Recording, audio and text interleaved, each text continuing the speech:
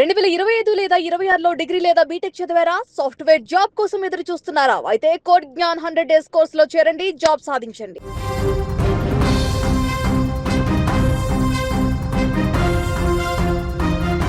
దేశ రాజధాని ఢిల్లీలో అత్యంత కలకలం రేపిన సీనియర్ ఐఆర్ఎస్ అధికారి కుమార్తె హత్య కేసు ఇప్పుడు ఒక కీలక మలుపు తిరిగింది. అధికారి ఇంట్లోనే నమ్మకస్తుడిగా పనిచేస్తున్న వ్యక్తి చివరకు ఆ ఇంటి దీపాన్ని ఆర్పేయడం సభ్య సమాజాన్ని విస్మయానికి గురిచేస్తుంది. ఈ కేసులో ప్రధాన నిందితుడు రాహుల్ మీనాను అదుపులోకి తీసుకున్న పోలీసులు అతన్ని విచారిస్తున్న కొద్దీ విస్తుపోయే వాస్తవాలు వెలుగులోకి వస్తున్నాయి. ఒకవైపు దర్యాప్తు వేగంగా సాగుతుండగా మరోవైపు నిందితుడు పోలీసుల ముందు చెప్పిన విషయాలు ఇప్పుడు హాట్ టాపిక్గా మారాయి. అసలు ఆ రోజు ఏం జరిగింది? ఒక ఉన్నతాధికారి ఇంట్లో చోటు చేసుకున్న ఈ దారుణానికి దారితీసిన పరిస్థితులేంటి అన్న కోణంలో పోలీసులు ఆరా తీస్తున్నారు. ప్రస్తుత సమాచారం ప్రకారం నిందితుడు రాహుల్ తన నేరాన్ని అంగీకరించాడు.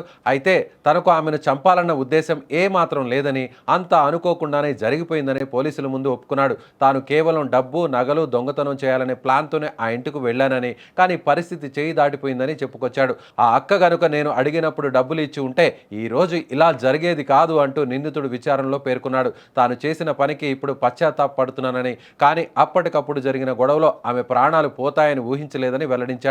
పోలీసులు అతన్ని లోతుగా ప్రశ్నించినప్పుడు ఆ రోజు జరిగిన భయంకర సంఘటన గురించి పూర్తిగా వివరించాడు. రాహుల్ ఆ ఇంట్లోకి చొరబడినప్పుడు ఐఆర్ఎస్ అధికారి కుమార్తె అతన్ని అడ్డుకుంది. నగలు దొంగిలిస్తున్న రాహుల్ను చూసి ఆమె గట్టిగా కేకలు వేయడం మొదలుపెట్టింది. ఎంత వారించినా ఆమె అరవడం ఆపలేదని, తనను పట్టుకోవడానికి ప్రయత్నించిందని రాహుల్ చెప్పుకొచ్చాడు. ఆ సమయంలో దొంగతనం దొరికిపోతుందనే భయంతో పక్కనే ఉన్న ఒక బరువైన దీపపు స్తంభంతో ఆమె తలపై బలంగా కొట్టినట్లు ఒప్పుకున్నాడు. దెబ్బ తగలగానే ఆమె స్పృహ తప్పి పడిపోయిందని, తాను కేవలం దొంగతనానికి మాత్రమే వచ్చానని పోలీసులకు వివరించాడు. ఇక్కడ అత్యంత విషాదకరమైన విషయం ఏంటంటే, నిందితుడు రాహుల్ మీనా అదే ఇంట్లో సుమారు 8 నెలల పాటు నమ్మకస్తుడిగా పనిచేశాడు. ఆ కుటుంబంతో అతడికి మంచి అనుబంధం ఉంది. విచారణలో ఐఆర్ఎస్ అధికారి దంపతుల గురించి ప్రస్తావించగా రాహుల్ భావోద్వేగానికి గురయ్యాడు. ఆ ఇంట్లో వాళ్ళు నా దృష్టిలో దేవుళ్లతో సమానం. ఆ సార్, మేడం నన్ను చాలా బాగా చూసుకునేవారు. వారు చాలా మంచి వ్యక్తులు. కానీ నాకు అర్జెంటుగా డబ్బులు కావాల్సి వచ్చింది. ఆ అవసరమే నన్ను ఈ దారి పట్టించింది అని పోలీసుల ముందు వాపోయాడు.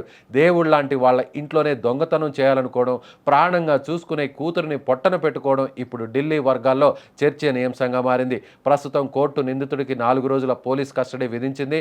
పోలీసులు మరిన్ని ఆధారాల కోసం అతన్ని ఘటనా స్థలానికి తీసుకెళ్లి సీన్ రీకన్స్ట్రక్షన్ చేయనున్నారు. IRS ऑफिसर रहते हैं, उनकी ये लोग सुबह वॉक करने गए थे, अपनी वाइफ जिम करने गए थे अपनी वाइफ के साथ। पीछे से कोई इनके घर में आता है और जब ये वापस 8 बजे आते हैं तब देखते हैं कि इनकी बच्ची जो है वो एक फ्लोर पे बेहोशी की हालत में इनको मिलती है। फिर ये उसको तुरंत स्पॉट हॉस्पिटल में लेके जाते हैं, फोर्टिस NFC एरिया में, और वहाँ पे डॉक्टर इनको ब्रॉड डेड डिक्लेयर कर देते हैं बच्ची। जो इनका एक नौकर था राहुल मीना, जिसको करीबन 1.5 महीना पहले इन्होंने किसी वजह से निकाला था, उसके ऊपर जाता है, जिसके बाद में हमें CCTV फुटेजेस भी मिलते हैं और साथ ही बहुत सारे आई विटनेसेस से पता चलता है कि वो सुबह इस घर में आया था। करीबन 6:30 के आसपास वो कॉलोनी में आता है। 6:39 के आसपास वो घर के अंदर प्रवेश करता है और करीबन 7:20 पे वो घर से निकल जाता है। इस दौरान ये घटना उसने की है। इस घटना में जो हमें बहुत ही अच्छे एविडेंस हमारे पास हैं, जिसके बेसिस पे हम एक बहुत ही स्ट्रॉन्ग केस जो है